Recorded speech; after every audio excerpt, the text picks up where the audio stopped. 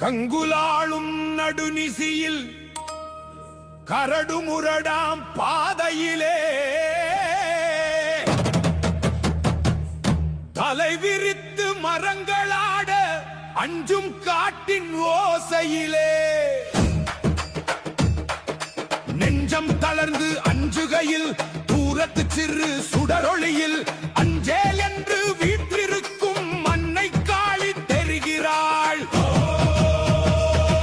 அவள் கருநீல நிறத்தவள், குண்டமாலை தரித்தவள், குருதி சிந்தும் நாவினள், தீச்சுடர் கண்கள் கொண்டவள். காளி அங்கே தவம் இருக்க மகாகாளி, உக்ரகாளி, சண்டிகாளி, பத்ரகாளி, காலராத்திரி, கராளி, ரக்ஷாகாளி, ரத்தகாளி, அசுரமர்த்தினி, அபயதாயினி, ஆதிபராசக்தி, ஆதிசக்தி, அடியார் காக்கும் அன்னை காளியே.